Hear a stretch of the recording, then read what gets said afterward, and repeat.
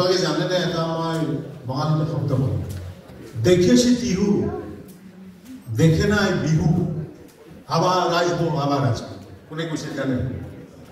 1975-76 চনত টিহুত যেতিয়া সাহিত্য সভা অনুষ্ঠিত হৈছিল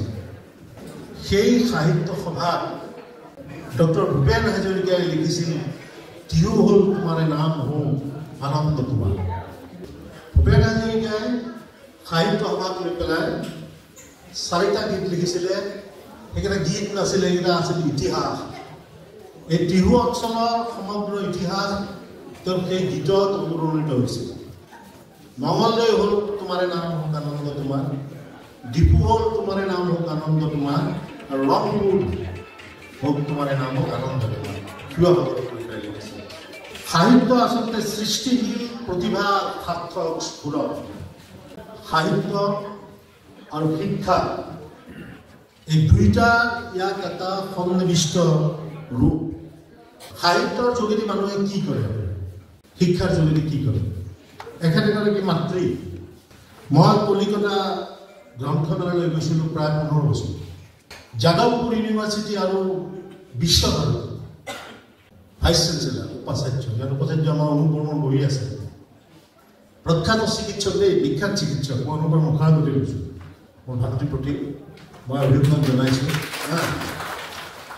সেই উপাচাৰ্য অম্লান দত্তক লগ পাইছিলোঁ আৰু অম্লান দত্তৰ গোটেই ৰচনাৱলী ভগৱানৰ আশীৰ্বাদত মই পঢ়িবলৈ সৌভাগ্য হৈছিল তেওঁ মোক চিনি নাপায় এখন গ্ৰন্থ উন্মোচনী সভাত তেওঁক মই লগ ধৰিছিলোঁ আর মই কৈছোঁ যে অম্লান বাবু আপনি তো আমাকে চিনবেন না আমি আসাম থেকে এসেছি আমার নাম ঋষিকেশ গোস্বামী আমি আপনার প্রবন্ধ শোনান 1, 2 দ্বন্দ্ব আর উত্তরম বিকল্প সামাজিক সন্ধানে হিংসা সদিক প্রেম এগুলো বই পড়েছি তেওঁ খুব আনন্দিত শুনি পেলাই তেওঁ এটা প্ৰবন্ধ লিখিছিল আৰু প্ৰবন্ধটোত তেখেতে লিখিছিল যে আমাৰ মা ছিলেন আমাৰ জীবনেৰ স্মৰণীয় শিক্ষক মাকে ঘৰত শিক্ষকৰ ভূমিকা লয় আৰু শিক্ষকে ক্লাছৰুমৰ এইখন ঐতিহ্যমণ্ডিত টিহু মহাবিদ্যালয় মই ইয়াত আগতে আহিছোঁ বহুত বছৰ আগতে 2-3 শিক্ষকে ক্লাছৰুমত মমতাময়ী মাতৃৰূপ এই কথা এইকাৰণে কৈছোঁ যে আমাৰ যিটো ন্যাশনাল লাইব্ৰেৰী কলিকতাত অৱস্থিত আপোনালোকে দেখিছে নাই নাজানে বলে চাব আপোনালোকে ন্যাশনাল লাইব্ৰেৰীৰ নাম আছিলে ইম্পেৰিয়েল লাইব্ৰেৰী 1907 চনত প্ৰথম ভাৰতীয় মানুহ এজনক তাত লাইব্ৰেৰিয়ান হিচাপে নিযুক্ত কৰিছিল ইয়াত অন্তৰ্জাতিকে আমাক কিতাপ দিছিল আৰু তেওঁৰ নাম আছিল হৰিনাথ দে 1907 চনত গ্ৰন্থদাৰী হিচাপে নিযুক্তি পাইছিল 1906 চনত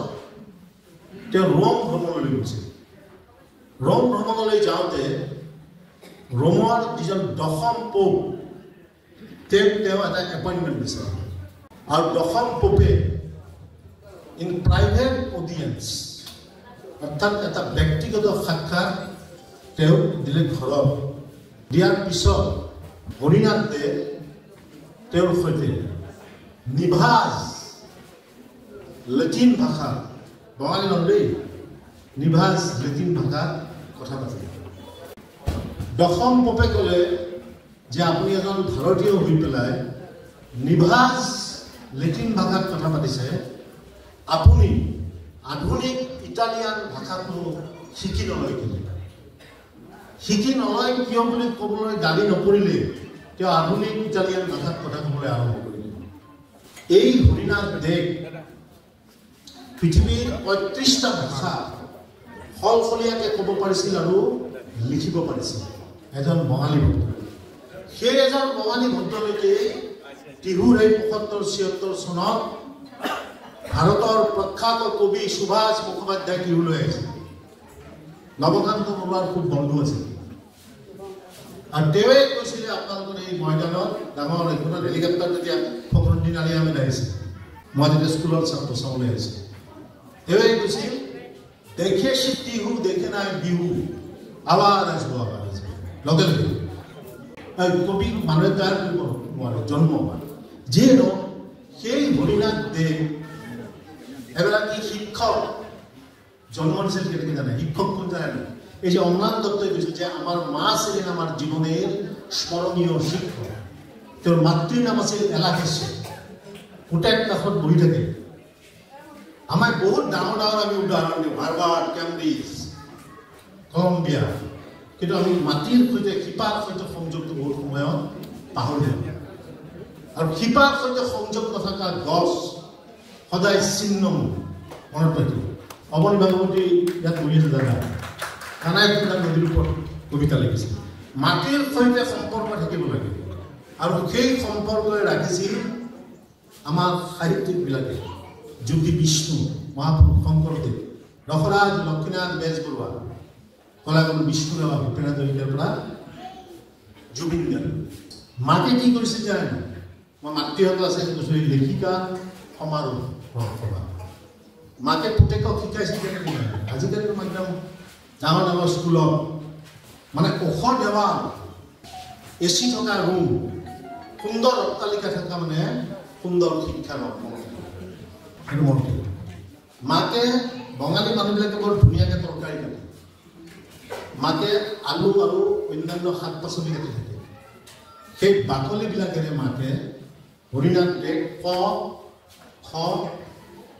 সেইটো লিখি দিছিল। মাতৃয়ে ঘৰত শিক্ষকৰ ভূমিকা লৈছিল। টমাছ আলভা এডিছনক যেতিয়া স্কুলত নাম লগাই দিছিল, 4 মাহ পিছত ঘৰলৈ পঠিয়াই দিলে প্ৰধান শিক্ষকে এখন চিঠি লিখিব। মাকে চিঠিখন পঢ়ি পেলাই এটা চুটকেছত থৈ দিলে। টমাছ আলভা এডিছনে সুধিলে যে, মা মোক স্কুলৰ পৰা কি উলিয়াই দিছে? মাকে কিছু উলিয়াই দিয়া নাই। অন্যান্য ল'ৰা ছোৱালীতকৈ তই সাংঘাতিক efficient, you are special and you are a genius. সেইকাৰণে তোক স্কুলৰ পৰা উলিয়াই দিছে, আহি বুলি ঘৰত পঢ়িব দিছে। আৰু সেই টমাছ আলভা এডিছনে এই যে জ্বলি আছে লাইটটো, জুবিনৰ এটা গান আছে, এন্ধাৰ হ'ব নোৱাৰো মচি দিব নোখোজো পাখি মেলা অতীত কিদৰে পাহৰো। একেটা বিষয় লৈ পেলাই ভূপেন হাজৰিকাই চিকপিক বিজুলীত লিখিছিল, জ্যোতিৰে লগতে এন্ধাৰে যুঁজিলে এন্ধাৰে যায় যে বাগৰি, মানুহৰ নমনা এন্ধাৰৰ বিপত্তি যায় চুচৰি বাগৰি। অৰ্থাৎ তমসমা জ্যোতিৰ্গময়, আমি এন্ধাৰৰ পৰা পোহৰলৈ যাব লাগিব। কিন্তু আমাৰ সমাজখন এতিয়া এনেকুৱা বৌদ্ধিকভাৱে পাতল হৈছে। তাৰ ফলত কি হৈছে জানে? মাতৃৰ ওপৰত হৈছে। বিশেষকৈ গান্ধাৰে একপুত্ৰ কিয় হেৰুৱাইছে জানে? সেইটো ব্যাখ্যা বহুত দীঘল, মই দীঘল নকৰোঁ, ইয়াৰ পিছত ব্যাখ্যা আছে। গান্ধাৰী পোহৰৰ পৰা এন্ধাৰলৈ গৈছিল। চকুত তেওঁৰ জ্যোতি আছিল, কিন্তু কাপোৰ বান্ধি লৈছিল কাৰণে একপুত্ৰ হেৰুৱাবলগীয়া হৈছিল। এতিয়া যদি মাতৃবিলাকে সেই কথাত গুৰুত্ব নিদিয়ে, তেনেকুৱা ফল পাবলৈ আমি পৰিয়ালবিলাকে সন্মুখীন থাকিব লাগিব। আৰু সেইকাৰণে আমাৰ শাস্ত্ৰত কৈছিল তমসমা জ্যোতিৰ্গময়। আৰু এই লাইট আৱিষ্কাৰ কৰিবলৈ 999 বাৰ চেষ্টা কৰিছিল টমাছ আলভা এডিছনে। আৰু 1000 বাৰৰ মূৰত এই লাইট 1931 চনৰ 18 অক্টোবৰ তাৰিখে যেতিয়া তেওঁৰ মৃত্যু হৈছিল, তেতিয়া আমেৰিকাত মানুহবিলাকে লাইটবিলাক ডিম কৰি কমাই পেলাই কৈছিল, he is the man who discover light and change the world. এই লাইটে আমাৰ পৃথিৱী সলনি কৰি দিছিল। সেই টমাছ আলভা এডিছনে যেতিয়া কলা হৈছিল, কলা হোৱাৰ পিছতো তেওঁৰ কাণত এটা বাক্য বাজি আছিল যে you are special, you are genius. আজি এখেতে চন্দ্ৰপ্ৰভা অভিজ্যোতি বৰ্মন ডাঙৰীয়ানীক প্ৰাথমিক শিক্ষয়িত্ৰী APJ আব্দুল কালামক যেতিয়া সুধিছিল এখন মিটিঙত যে আপুনি ৰাষ্ট্ৰপতি হিচাপে নে বিজ্ঞানী হিচাপে নে কি হিচাপে আপুনি চিনাকি দি ভাল পায়, তেওঁ কৈছিল যে মই শিক্ষক আৰু গৱেষক হিচাপে চিনাকি দি ভাল পাওঁ। আমি বহুতে মোক এটা চিনাকি কৰিলে মুখ্যমন্ত্ৰীৰ প্ৰতিষ্ঠা কৰিছোঁ, মই আছিলো আৰু গ'ল। আমাৰ এইবিলাক খুব অহংকাৰ মানুহ, মন্ত্ৰিত্ব লৈ পেলাই। শংকৰাচাৰ্যই কৈছিল আপোনাৰ মহাপুৰুষ ধৰে ধৰে যৌৱনে গৰ্ভম হাৰতি ঈশা কালেশ্বৰ কালেশ্বৰ। এইলৈ গৰ্ব নকৰিবা হৰে 3 নিমিষ অতি সোনকালে সময় সকল নিষেধ কৰিব পাৰে যিয়ে নহওক সেইকাৰণে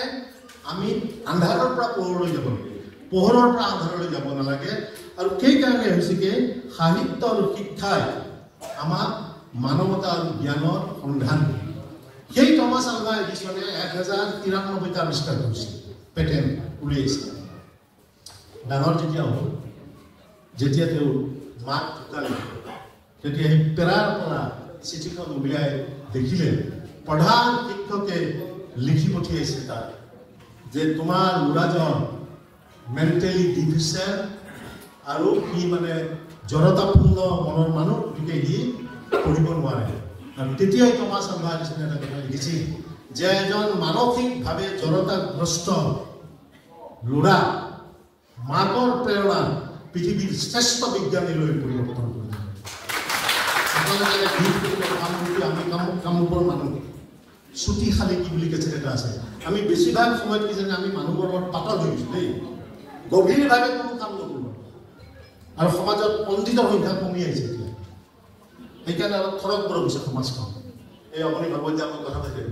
এটা গীত আছে জুবিন গাৰ্গৰ চুটি খালি গীত হিৰ হিৰ নকৰিবি গিৰ গিৰ নকৰিবি ওপৰে নানিবি ঝড়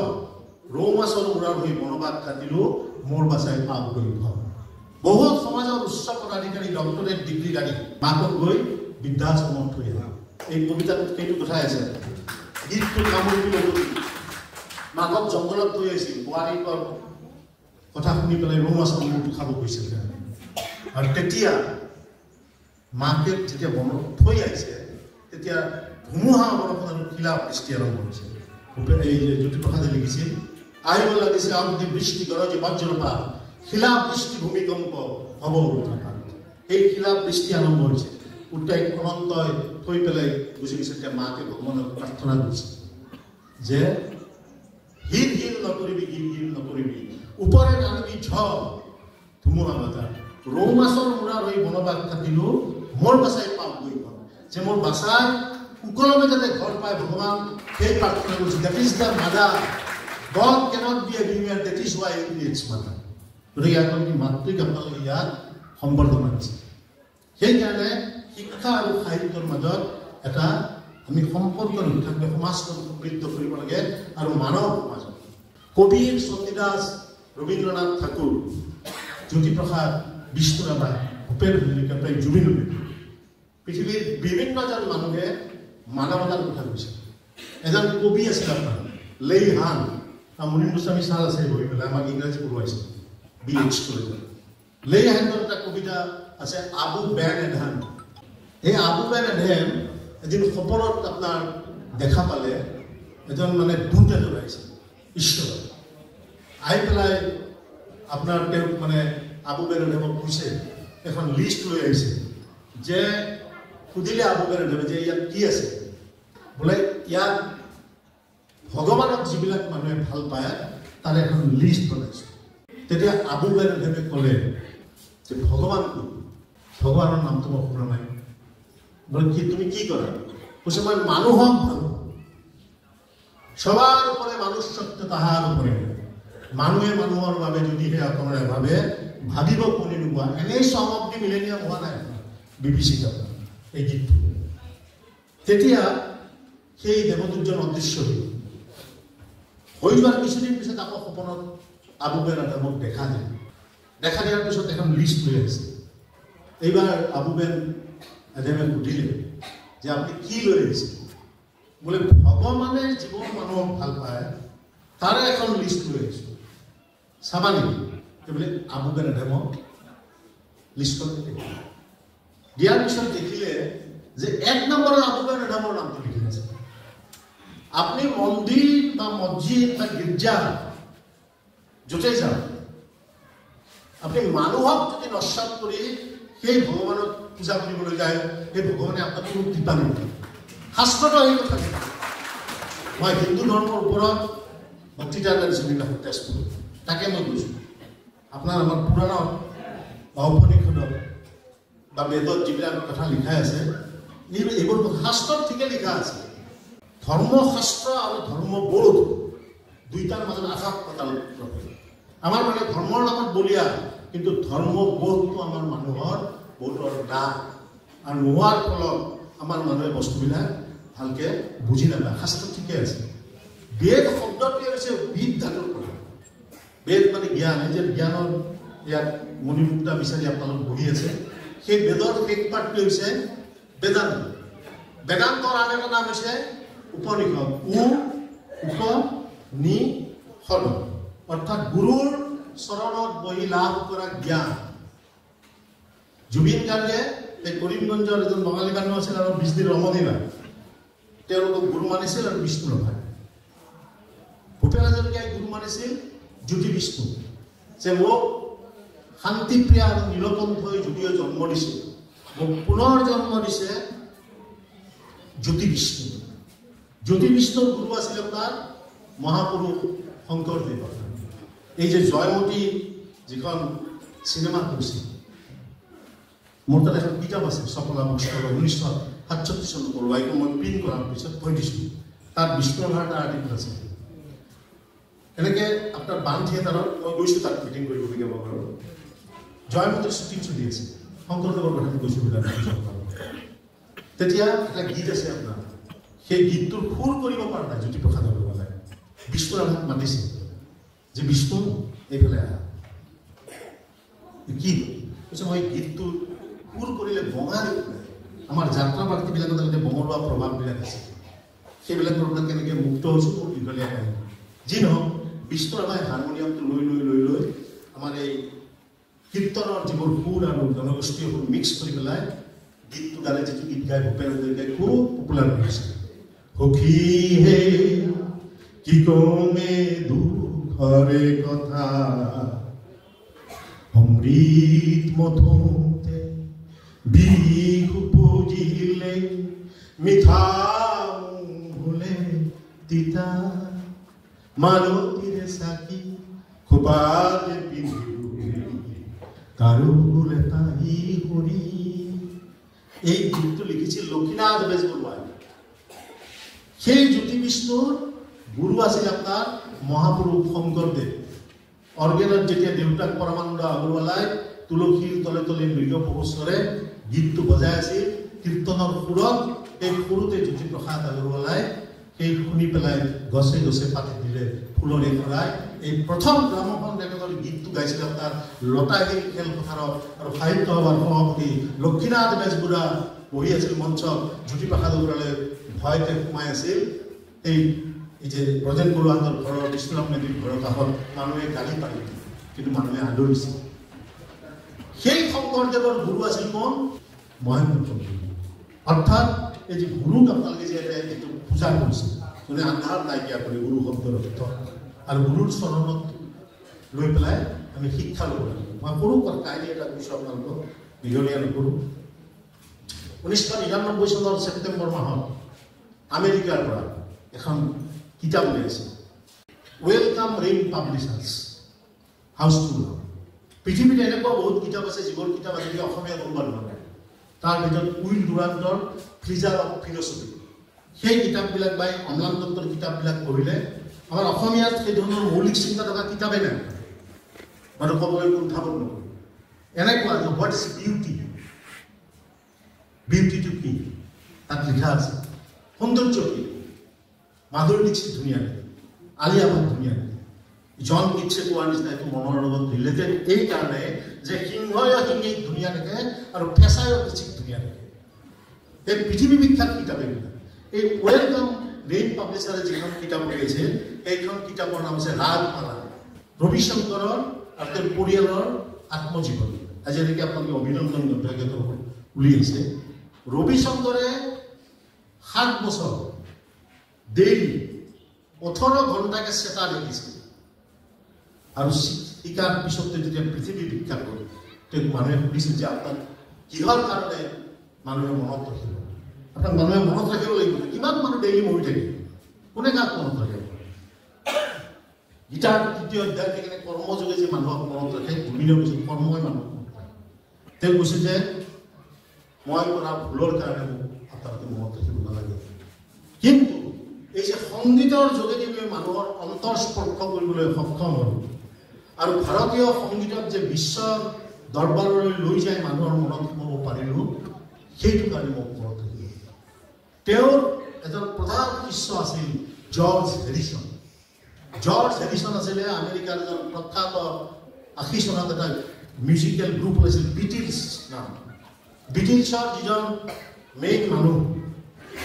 উদ্যোক্তা প্ৰতিষ্ঠাপক তেওঁৰ নাম আছিল জন লেনন 1980 চনত তেখেতক গুলীয়াই হত্যা কৰিছিল আমেৰিকাৰ ঘৰৰ সন্মুখত আৰু মেইন লিড গিটাৰিষ্ট আছিলে হেৰিছন সেই হেৰিছনে ৰবি শংকৰৰ তলত চেটাৰ শিকিছিল আৰু তেওঁ ৰবি শংকৰ যেতিয়া চকীত বহি থাকে তেওঁ মাটিত বহি থাকে এই উপনিষদৰ অৰ্থটো প্ৰতিফলিত কৰে যে গুৰুৰ চৰণত বহি লাভ কৰা জ্ঞান আৰু পিছলৈ তেওঁ জৰ্জ হেৰিছনে হিন্দু ধৰ্মত দীক্ষিত হৈছিল আৰু সেই কিতাপখন এডিট কৰিছিল আৰু পাঠনে লিখিছিল জৰ্জ হেৰিছনে পাঠনটো শেষ কৰিছিল এটা শব্দৰে হৰি ওম তৎস আমেৰিকাৰ কিমান চিৰিয়াছলি কাম কৰিছিল গতিকে আপোনালোক ইয়াত বিহুৰ বিদ্যুৎ সমাজ আছে মই ভাবোঁ যে আপোনালোকে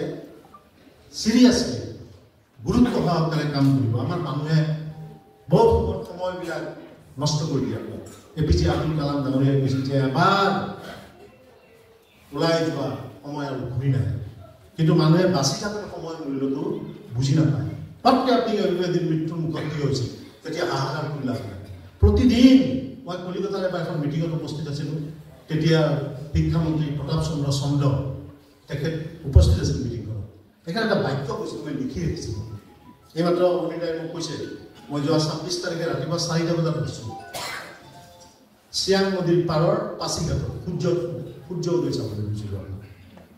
প্ৰতাপ চন্দ্ৰই কৈছিল এটা কথা যে প্ৰতিদিনে সূৰ্যোদয় এক নতুন অনুভৱ আমাৰ মানুহে আমি দেখাই নাপাওঁ সূৰ্যোদয় অথচ সেই উজ্জ্বলয় লৈ পেলাই ভূপেন হাজৰিকাই লিখিছিল 1969 চনত এটা গীত অসম আমাৰ নাই ভাৰতৰে বদিঘৰ সূৰ্য এই গীতটো বহুতে ভাবে অসমক লৈ লিখিছে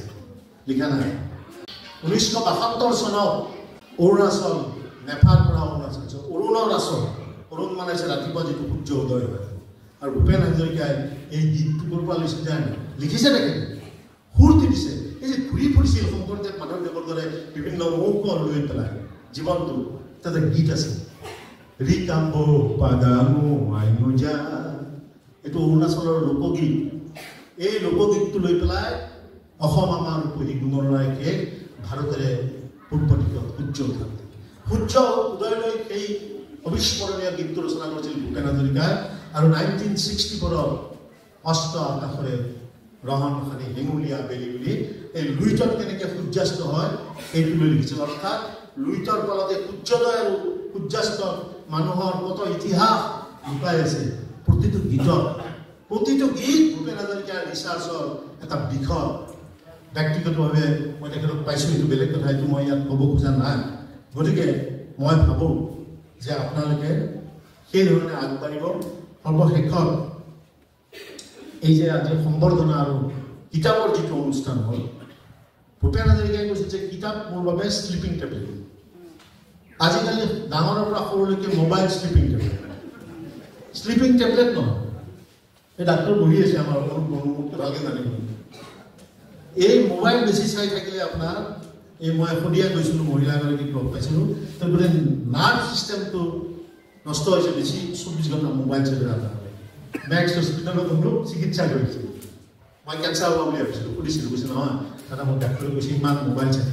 আৰু একদম নিদ্ৰাহীনতা হয় ভোক কম লাগে কিন্তু আজিকালি মাকবিলাকে ল'ৰা ছোৱালীসকলে মোবাইল সৰ্বনাশ মই কৈছোঁ নহয় গান্ধাৰীৰ ৰূপ যদি লয় নহয় 100 পুত্ৰ হেৰুৱাবলৈ প্ৰস্তুত থাকিব গতিকে জুবিন গাৰ্গেও কৈছে যে কিতাপ নপঢ়া জাতি গামোচাৰে জীয়াই ৰাখিব পাৰে যিখন সমাজত বৌদ্ধিকভাৱে বন্ধাত্ম থাকে সেইখন সমাজে কিছুমান কাপোৰ আৰু দাসৰ সৃষ্টি কৰে আমাক দেউতাই সৰুতে কৈছিল যে ভাত 32 বাৰ চবাই খাব লাগিব কোনে কৈছিল মই অলপমান তৰ্ক কৰিছোঁ দেই মাৰো খাইছোঁ দেউতাৰ বহুত পিটন খাইছোঁ আপোনাৰ এই দেউতা মেডিকেল কলেজত যেতিয়া আছিল ভৰি ভাঙি তেতিয়া দেউতাই মানে দেউতাক চাই আছিলোঁ কান্দিলে আপোনাৰ দেউতাই বোলে কিয় কান্দিছে কৈছে তোক চবতকৈ বেছি মাৰিছে আজিকালি ধমকি মাৰিব নোৱাৰে ছুইচাইডৰ ভাবুকি যি সোণাৰীয়ে নিপিতে সি অলংকাৰ বনায় আৰু যি শিক্ষকৰ অনুশাসন ছাত্ৰ ছাত্ৰীয়ে নামানে সি কেতিয়াও ভাল সুনাগৰিক হৈ ওলাব নোৱাৰে পৃথিৱীত এইটো প্ৰমাণিত গতিকে আমাক এখন বৌদ্ধিক সমাজ লাগে সেই বেঞ্জামিন ফ্ৰেংকলিনে কৈছে যে knowledge makes men to be unfit a slave অৰ্থাৎ বৌদ্ধিকতাই আমাক কৃতদাস হোৱাৰ বাবে অযোগ্য কৰিব সেইকাৰণে এই ধৰণৰ পঢ়া শুনা লাগে আমি বিশেষকৈ প্ৰাথমিক পৰ্যায়ত শেষত হোমেন বৰগোহাঁই ডাঙৰীয়াৰ এটা বাক্যৰে মই মোৰ বক্তব্য সামৰিছোঁ তেওঁ প্ৰেৰণাৰ উৎস বুলি এটা প্ৰবন্ধত লিখিছিল মই ভুল হ'ব পাৰে কাৰণে শুদ্ধকৈ মাতি দিছোঁ এখন সমাজে নিজকে সভ্য সমাজ বুলি দাবী কৰিবলৈ হ'লে সেই সমাজত সংঘাত তাকৰ হ'লেও এনে কিছুমান মানুহ যিসকল লোকে সকলো সময়তে জীৱনৰ গুণগত উৎকৰ্ষ সাধনা অথবা জ্ঞান আৰু শিল্প সৃষ্টিৰ সাধনাত ব্ৰতী হৈ থাকে যিসকল লোকৰ কাৰণে মনৰ জীৱনটোৱে আচল জীৱন যিসকল লোকৰ সাধনাই মানুহৰ জীৱনটোক এক বিশেষ তাৎপৰ্যৰে মণ্ডিত কৰি তোলে খোৱা বাহুল্য যে সমৃদ্ধে জীৱনটো মূল্যৱান বা অৰ্থপূৰ্ণ কৰি তুলিব পাৰে আমাৰ এতিয়া হৈছে কি ইনষ্টেণ্ট মানি আৰু ইনষ্টেণ্ট ছাকচেছ বিয়াখন কিমান ডাঙৰকৈ পাতিব পাৰে সেইটো কৰিলেই নোবেল প্ৰাইজ পাম বুলি ভাবে যাক জমক ঈশ্বৰচন্দ্ৰ বিদ্যাসাগৰৰ কাহিনী আছে তাক নকওঁ দীঘলীয়া হৈ গ'ল গতিকে প্ৰাচীন গ্ৰীকসকলে যেতিয়া ইতিহাসৰ মহত্তম সভ্যতা গঢ়ি তুলিছিল তেতিয়া গ্ৰীচ আছিল নিচেই এখন দুখীয়া দেশ আপুনি আৰ্থিকভাৱে দুখীয়া হ'ব পাৰে কিন্তু জ্ঞানত যদি আপুনি চহকী সেই বস্তু আপোনাৰ পৰা কোনেও লৈ যাব নোৱাৰে সেইকাৰণে হোৱাট ইজ নলেজ এই চাৰিটা নলেজৰ যে চাৰিটা কম্পনেণ্ট আছে এই চাৰিটা কম্পনেণ্টৰ কথা যেতিয়া লণ্ডনৰ পাৰ্লিয়ামেণ্টত এপিজে আব্দুল কালাম ডাঙৰীয়াই বক্তব্যত কৈছিল গোটেই পাৰ্লিয়ামেণ্টাৰিয়ানবিলাকে থিয় হৈ তেওঁক সম্ভাষণ জনাইছিল সৰ্বশেষত ভূপেন হাজৰিকা এটি গীতৰ শুনিলে মই বক্তব্য সামৰিছোঁ মই সদায় মিটিঙত কওঁ আপোনালোকে শুনিছে We are in the same boat, brother. If it is one hand, you got along the other in the same boat, brother. O Lord, look down from your holy place over a sea of space. Mura jatri eki torunir, shohajatri eki torunir. Jodi সংঘাত হয় তবে ধ্বংস হবে ধর্ম মোদের প্রকৃতি আমি একেখন নাওরেই যাত্রী সহযাত্রী একেখন নাওরে যদি সংঘাত হয় তাহলে ধ্বংস হব ধর্ম আমার প্রকৃতি এই প্রগতির গর্ব শিক্ষয়িত্ৰী চন্দ্ৰপ্ৰভা হুজুৰী বৰ্মন ডাঙৰীয়ানীৰ দৰে আপোনালোকে অক্ষুণ্ণ ৰাখক টিহুৰ ৰাইজে বিদ্যাত সমাজে এই কামনাকে কৰি আটাইকে প্ৰণাম জনাই তেখেতৰ সুস্বাস্থ্য আৰু দীৰ্ঘায়ু কামনা কৰি মোৰ বক্তব্য কৰিছোঁ ধন্যবাদ